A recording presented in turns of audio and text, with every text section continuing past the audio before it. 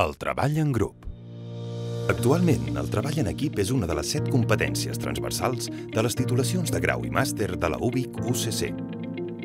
Amb aquesta competència es pretén contribuir a la formació integral dels estudiants i sobretot dotar-lo d'unes habilitats i estratègies imprescindibles per desenvolupar-se en l'actual context professional, acadèmic, científic i social. Per això, el treball en equip s'ha d'entendre com un contingut d'aprenentatge que ha de disposar d'un espai, un temps i unes activitats no només per ensenyar-lo, sinó també per avaluar-lo en el conjunt de les diferents assignatures. A la UBIC UCC, aquest treball en equip es pot portar a terme a partir d'estructures de treball més o menys planificades i sistematitzades i, per tant, desenvolupar-se en un contínuum que va des del treball en col·laboració fins a formes de treball plenament cooperatives. Per a un òptim treball en equip, calen unes determinades condicions, ja siguin abans, durant o després de la mateixa activitat. Per això, caldrà tenir-les en compte a l'hora d'organitzar aquest treball en equip. En primer lloc, la planificació. Compartint amb els estudiants les fites, no només vinculades als continguts que cal aprendre de l'assignatura, sinó també en relació a les mateixes estratègies i habilitats de treball en grup, així com els criteris per a la seva avaluació. Establint les estratègies i donant a conèixer dinàmiques que permetran millorar la presa de decisions, les tasques dins el grup i també un òptim assoliment dels objectius previstos. Configurant els grups segons els propòsits de l'activitat i, sobretot, diversificant el tamany, els membres i també les formes de generació dels grups, ja siguin lliures, aleatoris o imposats.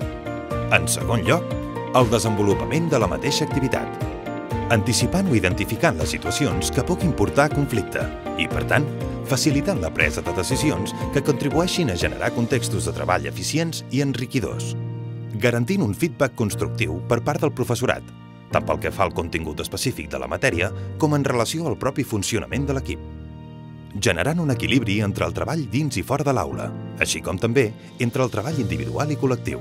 I, en tercer lloc, donant un paper rellevant al procés d'avaluació que permet orientar a la millora tot aquest treball en equip, essent continuada al llarg de tot el procés, amb seguiment actiu per part dels diferents agents implicats, aportant elements per a la qualificació individual i grupal, no essent la mateixa nota per a tots els membres del grup, diversificant tècniques d'avaluació, ja sigui a partir de l'avaluació del professorat, de l'autoavaluació o de la coavaluació o avaluació entre iguals, utilitzant eines que permetin una avaluació més fiable, com ara les rúbriques, les llistes de control, els diaris reflexius o els portafolis, entre d'altres. Amb tot, cal tenir en compte que el treball en equip és una modalitat organitzativa que promou un major aprenentatge, una major participació i més motivació per als estudiants en el context universitari. Però alhora, és també una forma d'actuar, de pensar i de decidir que els estudiants traslladen en el seu dia a dia i, sobretot, com a valor afegit a la seva formació professional. Per això, per a una major optimització del treball en equip en el marc de les assignatures, cal 1. Pensar el què, qui, com, quan i per què d'aquest treball. Vetllar per una bona planificació, seguiment i avaluació d'aquest treball. 2.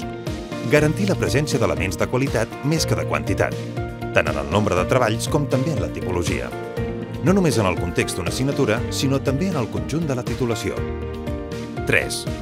Facilitar el treball autònom dels estudiants, però amb l'equilibri just del guiatge i l'acompanyament per part del professorat.